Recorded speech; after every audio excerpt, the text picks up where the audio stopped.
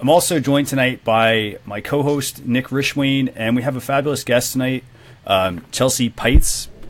Hopefully I'm saying her name right, but we'll have Nick and Chelsea on here in a second. But I'm just going to say a quick hello. Hello. How's everyone doing? Oh, doing well. Sorry, I'm switching between platforms here. I'm not sure where I'm at. No worries. And so now I'm actually going to bring her Facebook at the same time. I'm going to bring Nick on real quick. How you doing, Nick? Doing well. Hello, everybody. Welcome to Social Chatter. Is this episode 79? This is 79, yes. Yeah, excellent. Well, we've got a great guest for everybody tonight. So who do we have? Why don't we bring her? So we have Chelsea Peitz. She is a real estate marketing consultant, social media consultant, and she works for, I don't know if I should say who you work for and you're full-time or not, but she does real estate marketing education for realtors. Is that pretty accurate, Chelsea? That is accurate. My background is in real estate. I've been in the industry for over 16 years, and I do work for a large corporation, and my clients every day are real estate professionals, and I teach them how to use social media and digital media marketing strategies to create a powerful personal brand. Great. She says it a lot better than I do. So Chelsea, Chelsea, go ahead, Christian. I was going to say, Chelsea, do you find with real estate agents, do you find that, it takes a lot of does it take a lot of hand holding, or is it one of those things where they kind of already have, the core audience built in? They just need to kind of learn how to use the marketing tool. It's really interesting because when you talk to a lot of industries, you say social media and people think technology.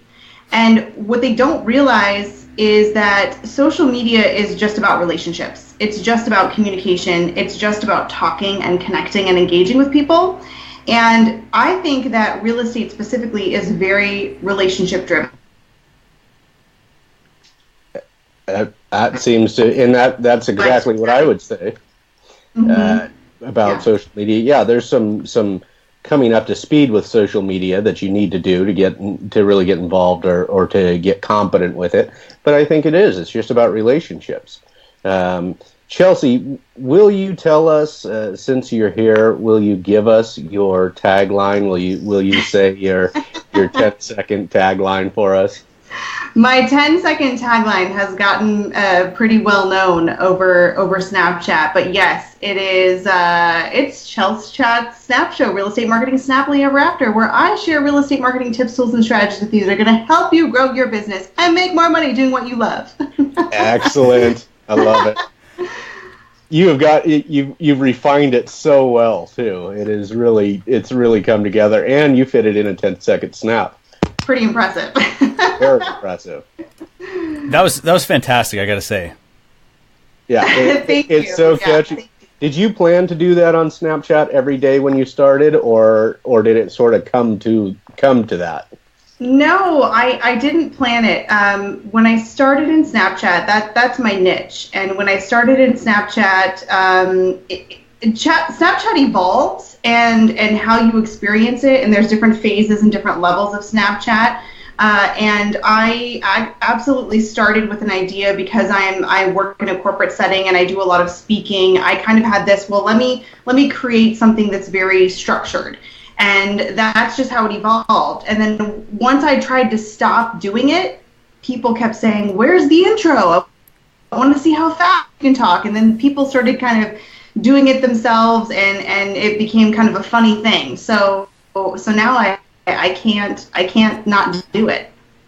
Yeah, you can't. It's the day isn't. I don't watch one of your stories. If I miss it, I expect it the next day, and it's like, well, where's the tagline? Yeah. So it's taken on a life of its own. Christian, it looks like we're not all three on the Facebook live stream now. Yeah, I'm about to actually push that one live for everyone. All right. How's everybody? By the way, everybody who's viewing, tuning in, are you able to see us, and you're hearing all three of us? Yeah, Melissa, Lisa, are you guys hearing us? You will see us shortly. Are you hearing us well on Facebook Live?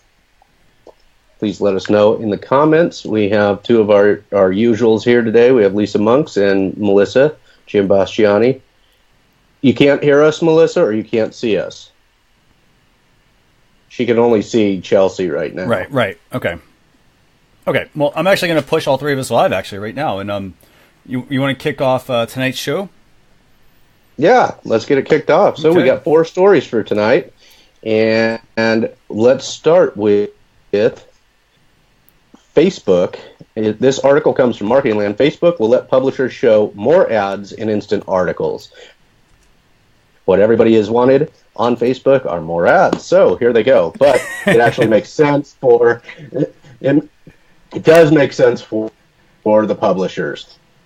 So Facebook has become an important platform for publishers to have their work seen and heard. They also need to make money. A newly announced set of updates to instant articles give publishers a little more flexibility and control via additional opportunities to monetize instant articles. Starting next week, so in this article came out, don't see a date, easily accessible date here, but starting soon, publishers will be able to show more ads in their instant articles if desired after every 250 words, rather than the current limit of every 350 words. In fact, they'll also now have the ability to place ads manually within an article, or in a more automated fashion where they could do it every 250, every 350, or 500 words. So my thoughts on this are very simple. I don't read instant articles, so if they want to put more ads in them, go right ahead. Chelsea, what are your thoughts? Well, I think that, again, as somebody who is really involved heavily in Facebook, I don't read instant articles either. I think that, the instant article piece is kind of the shift of Facebook to really, create that journalism project. They're really trying to fight against that fake news thing, which became really a blown out kind of issue this last year. But I feel almost like if they really want to partner with the news and be part of the news business, I almost feel like they really shouldn't even have restrictions on anything that, their news writers would have. I mean, give them full control, whatever they want to do,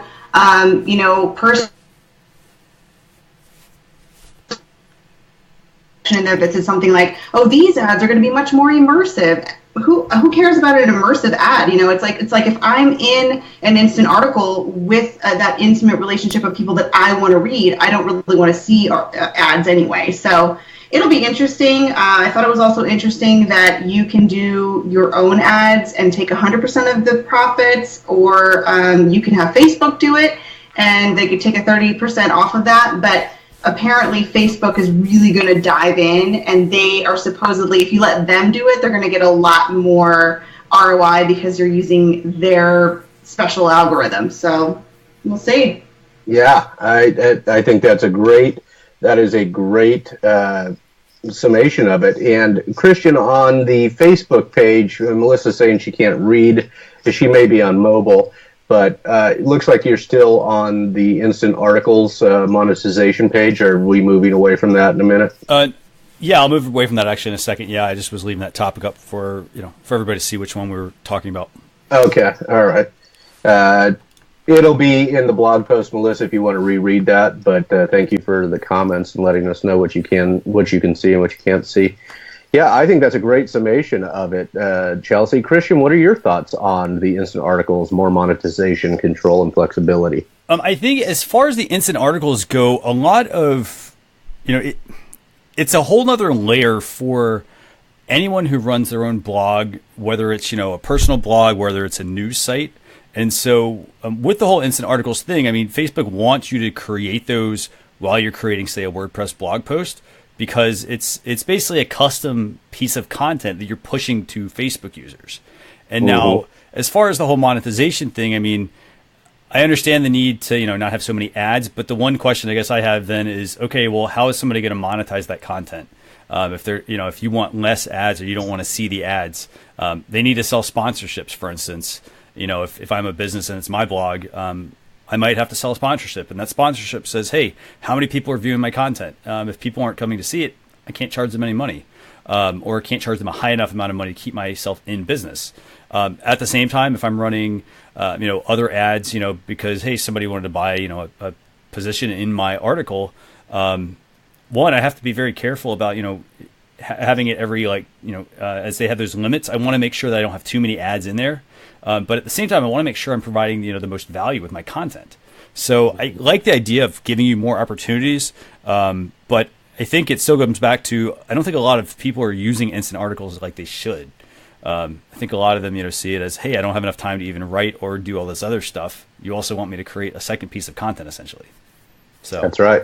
Yeah, it's. I think, Chelsea, you hit the nail on the head when you said that you give the publishers a little bit more control over their the content that they're putting. I mean, Facebook's really getting the benefit from having the publisher write for and post on Facebook. So what's the benefit to the publisher? They need to have some more control over their content and their ads. Right. Mm-hmm. Okay, our next topic for tonight is a new Google tool actually lets you search videos for specific objects. So this is in beta testing right now, and this is an article out of Mashable, and it's Google's computer vision technology is now so good it's able to find specific objects within a video or group of videos. So during the company's Cloud Next event in San Francisco, Google unveiled its new Cloud Video Intelligence API tool, which is currently available to developers in closed beta, analyzes videos to make their contents searchable. With the tool, you can search one or more videos using keywords and get back a list of results showing you where in the video you can find the objects relevant to your search terms. This is pretty advanced stuff. I'm excited about this. I can't wait till it's out of closed beta so that we can see what the Video Intelligence API can actually do. What are your thoughts on this, Chelsea?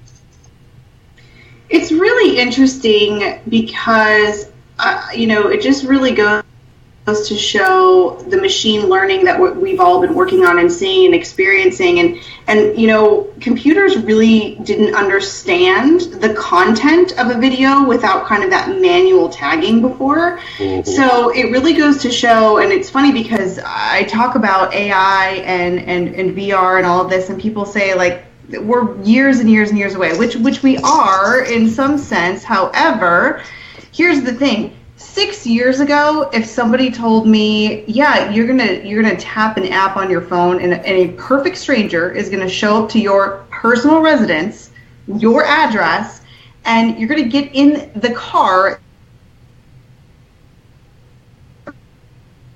and like, that's crazy. There's no way I'm gonna do that. And I think because, Nick, you and I met through Snapchat, that is absolutely on the forefront of augmented reality and VR. And it's, yes, of course, there's great things that it can do for groups of people that haven't been able to maximize their use of the computer, because now they can have some, even Facebook is doing image recognition and trying to help a community that can't potentially use the computer the way other communities can. I think that's incredible. But being able to, I can't, as simple as this, if I wanted to show a video to you, Nick, and I'm like, oh my gosh, there was this great YouTube video, it was so funny, I can't remember what it was called, I can't remember what it was about, I can literally type in some information and it will pull up everything. I think it's inevitable in a good way, and I think that's just the way we're moving with technology, and it's just, it's going to be sooner than people think. I agree with that. Christian, your thoughts on this? Nick, I mean, you know how much I love technology, and I love this. I think the one thing about this is, at least for me, this is the next iteration of like search, because previously it was like, hey, everybody write content, optimize your content with keywords. And then now this whole thing, this whole phase we're in now is, hey, everybody create all this video content. So what's happening is a lot of people are not blogging. Like they're not, they're saying, hey, let me create videos instead of actually write content. Now I think you still need a mix of the two. But But I think that, this is essentially that layer that needs to be there for all of this video content that's being created. It does make me wonder, because I was looking through this, and it was talking about how if somebody were to, for instance, let's see, it was saying so it's saying right now, if it's only if you're part of the beta, it's got obviously far-reaching implications. If they were to bring it to, say, YouTube, like, this just makes me think, like all the videos that I've watched, and I see like, okay, somebody made a video and they put up, like techno music, and they put up like all text captions, but their screen didn't actually have, the images on there. I think people are going to have to actually change their recipe of how they're creating videos. Their whole process. They're going to actually have to show their screen and do all this kind of stuff that they were previously not doing. So it's actually going to make people have to do more work. But I like the fact that this is going to, give you a way, for instance, to be able to take, say, this video and say, hey, who's this in the top? This is Chelsea, this is Nick, this is Christian, and be able to actually pull that information in, and use, basically use like the video to be able to then surface content. So I love this stuff. Yeah, I agree. This is pretty advanced stuff. I can't wait to see its application, especially wide-ranging application and us as users. I want to see what I can get to do with this when it comes out. Next up, and this goes a little hand in hand with something we talked about last week with our guest last week. This is Vimeo now supporting 360 video. You can't just live stream. You can't live stream yet. According to this article from Engadget, you can't live stream yet, but there's quite a robust set of features for viewers. Virtual reality hardware wouldn't be anywhere without content to play on it. That's why so many big video companies are putting resources towards immersive 360-degree video playback. Facebook and YouTube have both supported 360 videos for a while, even letting users live stream, provided they have the right gear. It may be a little late to the party, but Vimeo is also getting in the game. While there's no live streaming to be found yet, the platform now fully supports 360 video uploads and playback in a variety of ways. I think this is great. Everybody's getting into the 360 game, and from the 360 game into augmented reality and then into virtual reality. It always seems to me that 360 is the early entrance into that. And Vimeo seems to have been slow to adapt to this.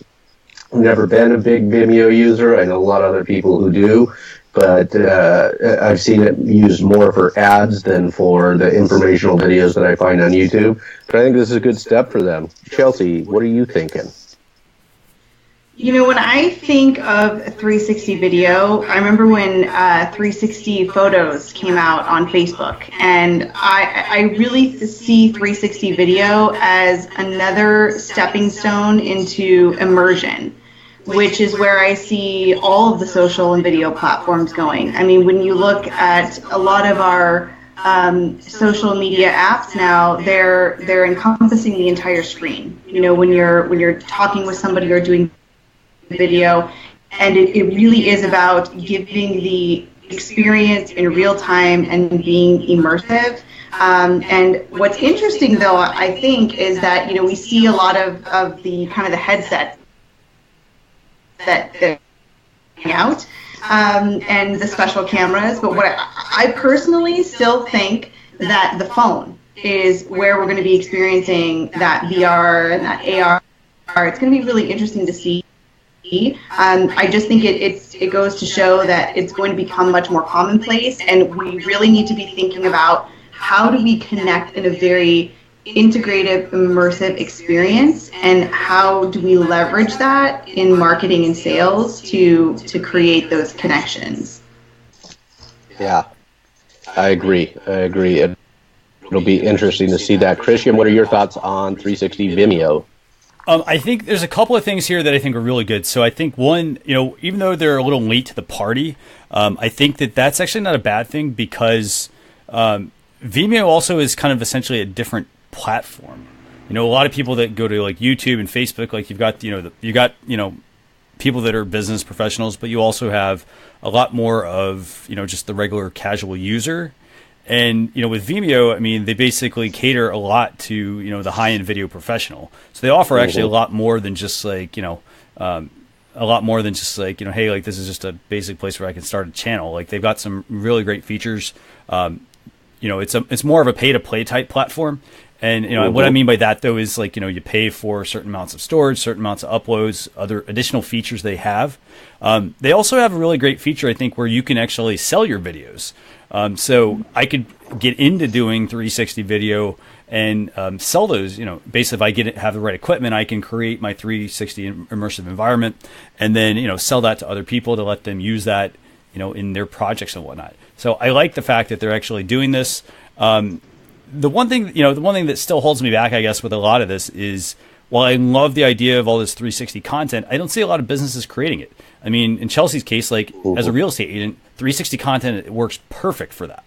But, if I'm like, if I'm an online business, as most people seem to be, they're really getting into digital marketing, or anybody who sells like retail or whatever, like they're not in the they don't want like 360 video. What am I going to do? Give you a 360 view of my store? I mean, that's important to a certain extent, but that's not the same. That's like I'm not going to have a very deep well to be able to go back to create, a lot of 360 degree content, whether it is, photos, videos, and so forth. I almost think that though, like for me, yeah. I think a lot about this right now because I'm actually writing a book right now about communication and social media. For me, I honestly see the 360 thing becoming much more personal.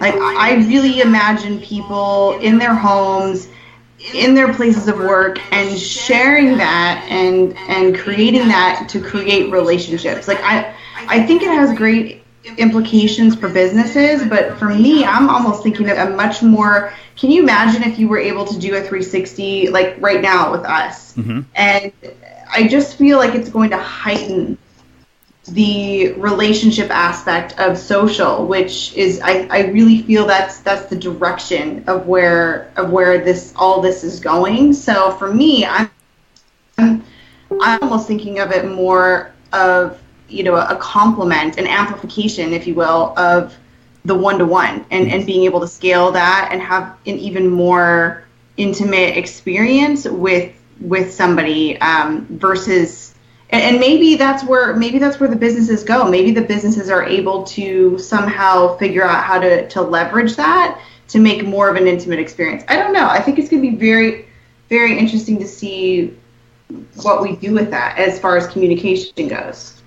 Yeah, I think that's interesting that you have that viewpoint on it, Chelsea, because I was kind of like right along the lines with Christian here of, man, for realtors, this would be phenomenal. Mm-hmm. Really showing people what they're getting in 360 if they're residential, commercial, industrial, whatever you're doing.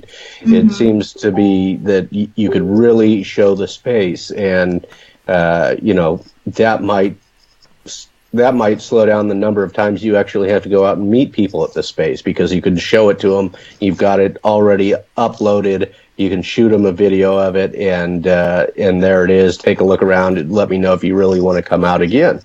That's how I saw it. But interesting that, because I don't know that I want to let people in my.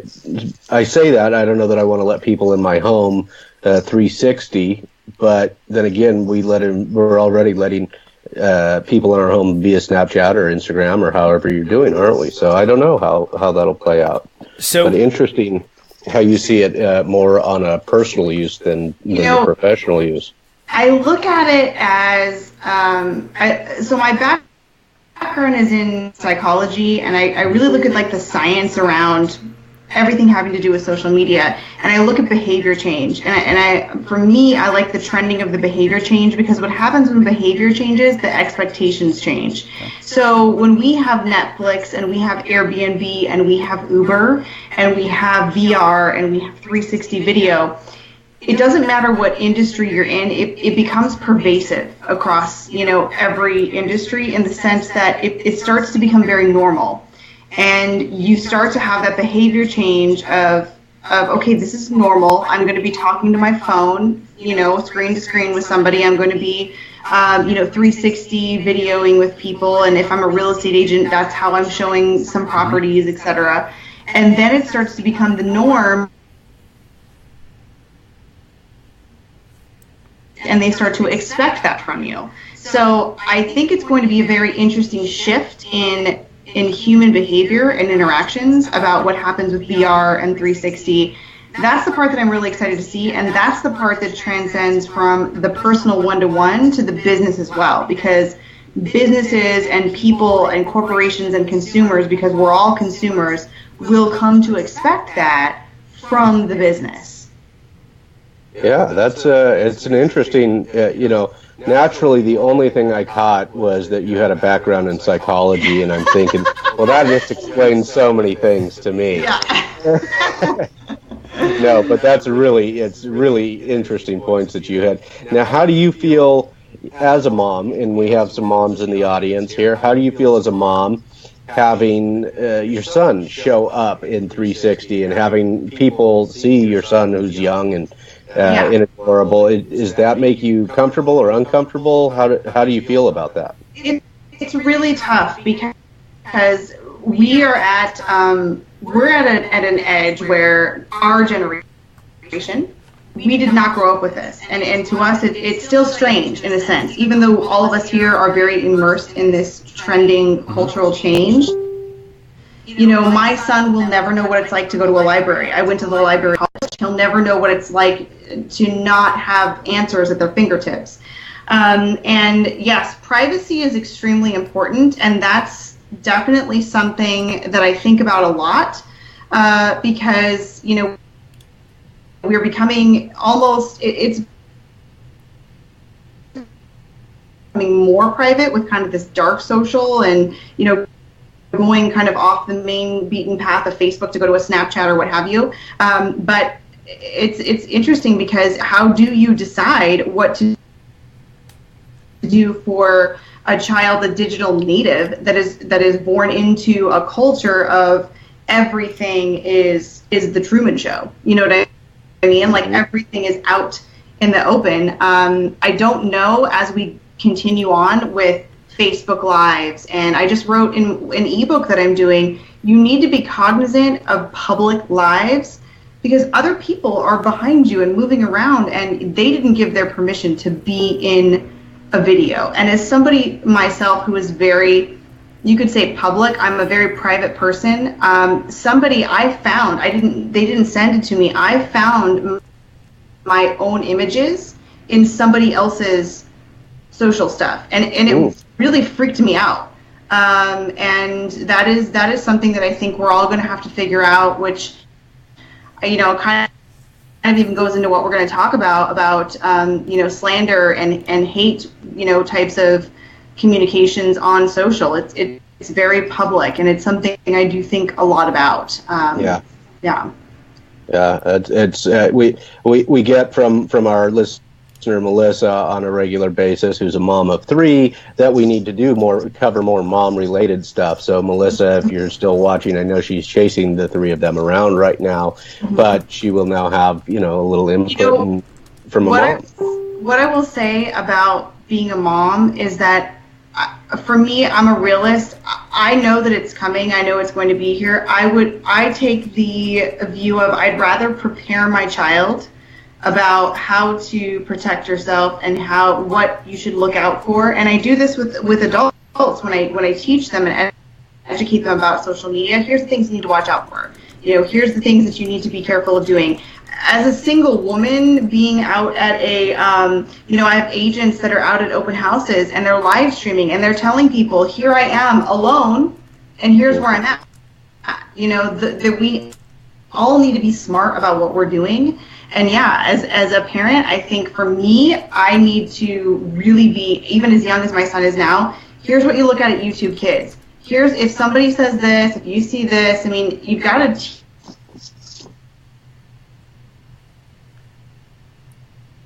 unless you're keeping them in a cave, they're going to go to a friend's house or school, or somebody's going to have a phone, and there's nothing you can do about that. So you might as well educate them about how to use it in the right way. Yeah, I agree. In fact, there's several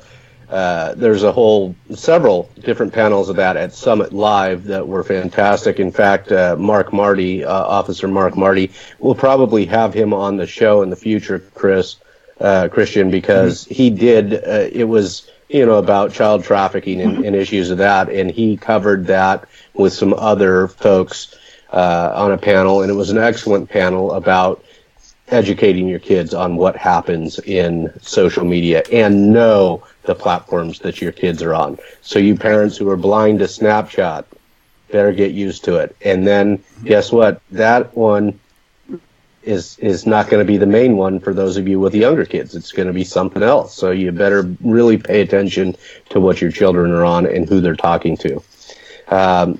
Which leads us into the next story. By the way, Nick, actually, I want to touch on this topic because the one thing that Chelsea, you brought up, and when you first mentioned this about the 360, about 360 content, it got me thinking about hey, if somebody's giving a 360 tour of a house or of a piece of property, hey, if it's a house, it doesn't really bother me, I guess, as much if it's a house for sale.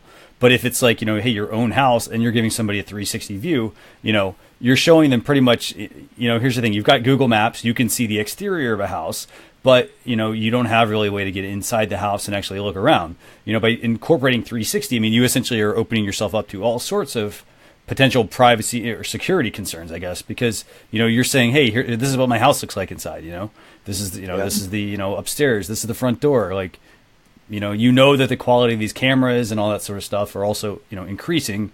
So people aren't just going to be able to see, hey, this is the, oh, there's the lock. They're going to potentially be able to zoom in and say, hey, that's the lock, and hey, it's made by this brand. So it it opens up a whole bunch of concerns. 360 content. That's a great point. They see what's valuable, what's not. They see how many dogs you have, how many kids you have, you're married, you're not married, items that they may want to take. And like you said, Christian, oh, that's a Kohler lock, or that's a certain type of lock. We can figure out how to get in that one real easily. And there's a ton of YouTube videos about breaking into things that they could find out really easily how to do something like that. Yeah. So that's a great point. It leads me. I got razzed the other night for when we were live streaming from Summit Live that I had told people what room I was in and invited the folks to come up and come on live with us. And well, that's a little bit different for me. The threats to me are a little bit different than for the single ladies out there, the moms and the children, and I'm only in that place for one more night, right? So. I felt pretty comfortable in that situation, and it wasn't like I was telling millions of people. I was telling our viewers, and so I felt pretty comfortable doing that. Is it the smartest thing? Probably not. But would I do it in most situations? Not likely. But in that situation, I felt fine with it. But the threats to me are different than they are for many others. Shall we move on to this sort of it's kind of political or legal, I should say, and it's a little different than the story that we normally do, which is all social media news. But I thought it was pertinent because this is out of the Washington Post. Germany's justice minister is proposing fines of up to 50 million euros, roughly $53 million, for social networking sites that fail to swiftly remove illegal content, such as hate speech or defamatory fake news. I should note that German laws are quite a bit different than our laws, and they're significantly more strict when it comes to hate speech or defamatory or fake news. And that's just based on history. The plan announced on Tuesday marks a further step in Germany's attempt to impose its strict domestic laws against incitement on the world of online chatter. This I thought was interesting. You know, we hear about it all the time: cyberbullying, hate. How many people wanted to unfollow folks that we knew during the campaign? People that we know and love, we wanted to unfollow or eliminate them from our lives, from the stuff that they were posting. Whether you agreed with them or disagreed with them, it was overwhelming. And how many negative or hateful comments did people get from posting something that when they were just trying to establish some civil discourse over a particular topic? and Germany has really strict laws on what we would say constitutes free speech. Much of that is considered hate speech in Germany. So what are your thoughts on this? Because I don't see it happening in the U.S., but I do see it happening in other places, and I see in the U.S. the platforms themselves regulating more of this hate speech, or what we come to term as cyberbullying, incitement, defamation, things like that. Chelsea, what are your thoughts?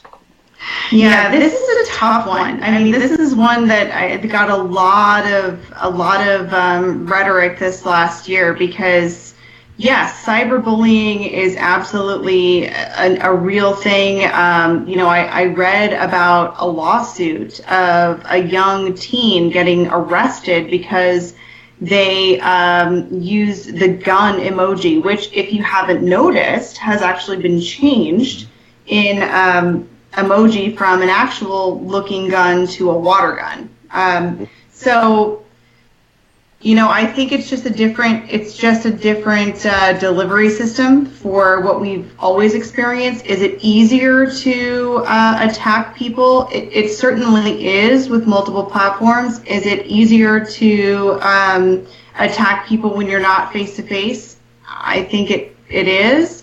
But then again, it goes back to, what is considered free speech? What can we say? And I think it's a very fine line because social media is becoming communication. It is becoming how we talk and interact.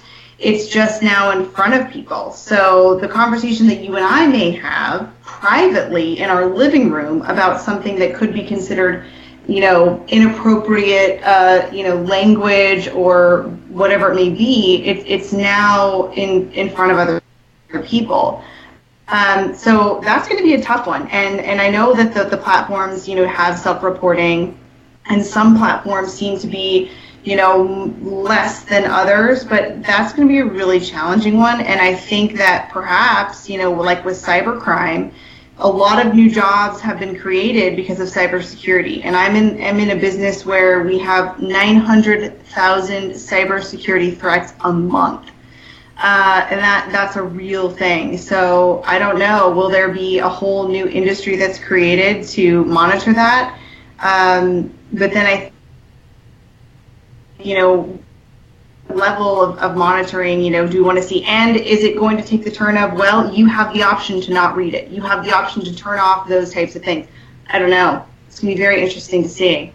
Yeah, very interesting. Christian, what do you think about this step by Germany? And what do you think the steps would be here in the U.S.? So part of me, actually, I think that, one, I was sort of surprised, I guess, with the fact that, they were trying to impose these, fairly hefty fines. But I think at the same time, kind of having some of that background, like you and I talked about earlier about, the laws over there, they're different. So I actually sort of in a way like the fact that they are trying to, do good, I guess, by this, because, they want the social network, for instance, to act very swiftly with it. They did actually praise them and say, hey, they're doing a good job. There's still obviously more that they can be doing, but they did praise them. I like the fact that they did that. And as far as if we did something like that here, I actually think that should possibly happen. That they should, we should consider, like, if fake news, for instance, and hate speech and whatnot is an issue, start to make it more of a crime, I guess. It's kind of it's pretty easy, I think, to look at some things and kind of piece a lot of the put a lot of the pieces together, to be able to say, hey, what, like, oh, was that person joking? Were they telling the truth? Like, there's so many easy so many ways to find hey, what's somebody's social media properties? They have a blog, or they linked into some commenting system. What kinds of things are they talking about? So I think in that sense, it's very I think it would actually be a really good test to see if we actually ran something here as well, to see kind of what how well it went over. Yeah, I think that'd be something. I think we're going to see more. I think we're going to see more of it. Regulation of some sort. Either I have a feeling, just based on experience, that the regulation will come in the form of self-regulation by the platforms, which we're seeing some of, just because what Germany can do and what we can do are two different things based on our own histories, legal histories I'm talking about, and constitutional protections. Mm-hmm. So I don't know that we'll see it in the way of fines, but I do think there are laws on the books, and maybe we'll get Mark Marty in here to tell us about it. I think there are some, certainly for protecting children in cyberbullying. So they're saying that they're claiming that cyberbullying goes beyond, or maybe we'll get Mitch Jackson to come in and tell us about it, that maybe cyberbullying goes beyond free speech and into incitement. So that is that story, and we have our last story for the night is the LinkedIn photo editing. Is that correct, Christian? That is correct, yes. Okay, so I had to... I cannot find the link to this one. Let's see. Can you send that over? Yes. Yeah, I'll send it to you. Do not seem to have it handy. Yeah, here we go. Okay. On its way over, but I'll go ahead and I guess start with this and kind of give everybody an idea of what was kind of going on here. Basically, Nick, by the way, it's coming over through. Check your phone. Okay. So basically, what we have for this topic is it's news. It's not like I wouldn't say it's like earth shattering in the sense that. How is this going to really help a business? But basically what's happening is LinkedIn is finally giving you the ability to edit your LinkedIn profile and to add a photo to your account from your mobile device. But they're also tacking on some filters and some editing. I'm excited that they're doing this. I mean, I give a lot of trainings, and at all these trainings, I always tell people, and I've been saying this for years, people don't have a photo on their Twitter account or their Instagram account or their LinkedIn account now. Use your mobile device. You have a square feature in the camera app. Open the camera app, tap on the square function, take a great photo. If you want somebody else to take the photo, let them take it. But you basically have a perfect profile photo that you can take right there. It takes less than a couple of minutes. Now that LinkedIn has added this functionality, you can now basically go on your mobile device once you've updated the LinkedIn app, tap on your photo, and then at that point you can go in and either change your photo, or if you don't have one, add one. So yeah. I think it's good. I think it's a modernization that LinkedIn needed. Chelsea, what are your thoughts on this? Yeah, I would agree with you. I really think, and I think all of us would agree that in the last year we've seen this. I don't know what to call it. Almost like a merging of every social media platform. They're all doing the same thing. They're all coming together, and I think it's just a matter of time, and that LinkedIn would do that. And I'm actually learning a lot about LinkedIn this year, and it's a lot more powerful than I thought. And in regards to photos and the visual connection, it's absolutely key. So I think it just goes to show again that everything is kind of moving towards this very visual, very authentic, personal and photography type of feel. So I think it's far time that they've added that they need to be doing that. I agree. I think, and they've modernized their desktop user experience. They've modernized the app, I think, not too long ago. So I think this is just a step. You're right. Everybody's competing for the same space, it seems like, right now. And LinkedIn, they're slightly different than most of the other apps out there as far as they're supposed to be the most professional. It's supposed to be about finding jobs. It's about the job that you're doing, and that's what it really should. I think it should stay that way, but they need to take some cues from some of the other platforms and modernize. And so I think this is a step in the right direction. I do want to take a second to thank all of our live viewers on Facebook. Thank you, Joe Wilson, for being here. Joanne Krall, Cece Orlando is here. Nat Swing is here. And we've had Lisa Monks and Melissa. They've all popped in at one time or another. We appreciate all your support. Bree Palmer was also here checking out what was going on. So thank you all for showing up. We appreciate the support.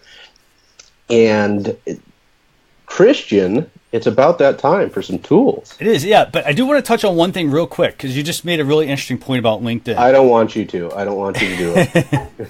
So okay, go ahead. So you mentioned that, like, hey, LinkedIn's about jobs. So if you go through the whole, if you go through the LinkedIn mobile app and you change your photo and you try the whole cropping and the filter feature they have, it's very Instagram-like in the fact that you can quickly add some filters to your photos. Now, in a sense, I actually, this question I guess I have for everybody is, like, do you think LinkedIn is actually getting away from being a site for jobs? Because, like, I kind of feel like, hey, they have this new revamped site. They want people to post more content, but it's not about jobs anymore.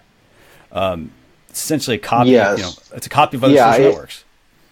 It is. I mean, what we post there is certainly what I post there is certainly related to legal tech and to the company I currently work for. That is almost solely what I post on LinkedIn. I do post some social chefs, but I don't post nearly as frequently there as I do in other places. So I still, and I don't post anything that I think might be cute or funny or anything like that particularly. It really has, I keep it mostly professional. That's my feeling. So I do think it's still work related, I would say. What do you think, Chelsea? I definitely agree. I think that LinkedIn is the perfect example of a niche, and how focusing on one thing, being the professional network, is absolutely working for them, and they should keep doing that. Because when you think LinkedIn, you think professional, you think jobs. I do think they're upping their content game. I think they're taking the Amazon way, where it wasn't about what they're selling on Amazon. It's about the reviews and the keywords and all of that. They're becoming this content engine.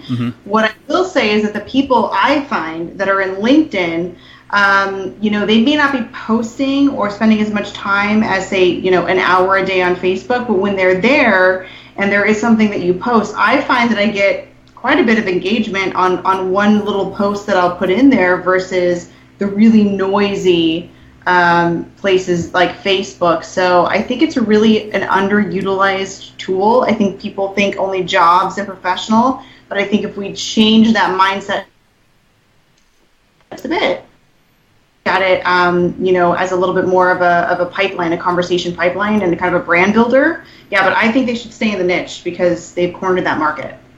And that brings me to just one last point on this, and see if I get any agreement. But aren't we all using, maybe LinkedIn did it right and everybody else is kind of following along, because aren't we all essentially using each one of these platforms? Probably the one I use the least business related or unrelated is Snapchat, but almost everything else, it's all based on business, isn't it? I mean, you're going to show some pictures of family, but I'm not afraid to post a business related thing in my Facebook profile feed. So maybe we're just doing it across the board. So maybe LinkedIn did it right in the first place. Joanne Krall says she rarely steps foot in there, and Matt LaMarche says, "Hey, Chels." Christian, give us some tool. Okay, so we've got two tools for everybody tonight. The first one is it's an experimental app from a company called, it's called Area 120, which is actually owned by YouTube. And so what this is it's a way for you to share and watch videos together with friends. Very, in a way, I sort of actually like the idea of this because, one, it's a free app, but I think, what's really cool about this is, like, think about this. If I'm going to go watch a video, and I think, Chelsea, you touched on this earlier, like, you try to use any apps, they basically are taking up your full screen. So what this does is it lets you watch a video, but you can also have conversations while the video is playing. So it brings back, in a way, that whole social aspect of watching content together versus, hey, let me try to watch a video and, let me try to have a conversation at the same time about something else. So I think that, this is just a neat little app that YouTube is experimenting with. To basically, give you more of a social aspect to watching videos. So that's the first app. Cool. Yeah. I like this tool, and you know me, I'm not big on the tools because I just don't need any more apps at this point. But this is kind of cool. And what do you think, Chelsea? Yeah, I think the theme continuing to see for the rest of the year is community and together, and some sort of experience that you can leverage to connect with other people. Because again, we've been getting trained for the last few years. It's about connecting. It's about how do I show my face? How do I watch somebody else's life, either live streaming or Snapchat or whatever it may be. It's going to be interesting, and it kind of it's like, the original Uptime, I think, was kind of, I don't know if anybody will know this reference, but the Mystery Science Theater 3000, where you're all kind of watching and commenting at the same time. So it's just sort of a modernization of MSD3K, which I like. Very cool. And the fact that you gave us the acronym there, the MSD3K, it's just nerd alert right there, Chelsea. Yes, totally. Christian, what else do we have? So the other tool, and by the way, so the other thing about this app real quick is there's also some, if you look through some of the screenshots they've provided, they do have some great ways to let you, be able to notify your friends as well, which is kind of neat. So I'm wondering if this is almost laying some of the groundwork for, some more like live streaming through YouTube. Maybe this is something they're testing out, almost like, hey, let's test out this design and this layout and see if people like it. And then, hey, let's fold this possibly into YouTube maybe. It just gets me thinking there. So the second tool that I have for everyone tonight is called SERPStat. And this is a tool, I use this myself. But basically, anybody who wants to do any sort of keyword research, and Nick and I talked about this earlier, but if you want to do keyword research, so you're getting ready to write a blog post, and you're like, well, hey, what keyword should I target my content? People would go and use the Google Keyword Planner, which that's basically for people wanting to run AdWords. So what this tool does is it lets you put in, you can put in your standard keywords, but you can put in website domains, links, and so forth. And you can kind of see, well, what content is actually trending for those keywords. I can do, some backlink analysis, so I can see like, well, what sites are actually linking back to other sites for this particular keyword. What's the text they're using to link? If I'm like writing a blog and I'm brand new to this, people don't want to just put like, they don't want to put the word link and make that the hyperlink, for instance. When somebody hovers over that, it says, hey, click here to read more about whatever this topic is. So what this tool does is, in addition to letting you do keyword research analysis, you can also see what anchor text is being used when somebody is linking off to, certain keywords from blog posts and stuff as well. So cool. Very, very, very handy tool. It's an all-in-one tool. And by the way, I would combine this almost with with a Yoast SEO as well. While Yoast SEO lets you optimize your content you are writing. So you say, hey, I want this keyword to be targeted in my content. It analyzes your post, but you've got to know, where do I find the keyword that I'm using? I don't just pick that out of thin air. So SERPStat is a tool that you can use. It's an all-in-one tool to basically do that, and then put that in your blog post. So I like this. Super handy. Yeah. Yeah, I'm gonna pull it up at work tomorrow and play around with this. I think, see what I can use it, see how I can do some of the stuff that we work on there. Yeah, it's pretty good. It's a fantastic tool. By the way, Chelsea, do you happen to use any of these tools at all? Like maybe not Uptime, but like SERPStat at all, or? So I've just heard about Uptime. It was so funny that I literally was snapping with somebody in another country, and they said, "Oh, have you heard about Uptime?" And then I knew we were going to be talking about it, so it's so interesting that I've heard about that. I haven't heard about SERPStat, but what's interesting is I just attended Digital Summit about 3 weeks ago, and keywords, and you mentioned Yoast. Oh my gosh, if anybody's done a blog and you're trying to get all the green dots on Yoast, man, that is like the most frustrating thing ever. But I think keywords are so important, and then with all the algorithms on Google, really thinking about the and really using a tool like this to help you maximize that, I think is really key for getting the traffic to you. Mm-hmm. By the way, about Yoast, so you actually don't have to get all the green bullets. It's a mental thing for me. No, it's I'm like, oh. It's frustrating because people, they spend all the time trying to get so for those of you who don't know, Yoast has these, you put a keyword in and they basically have a whole checklist that they run through.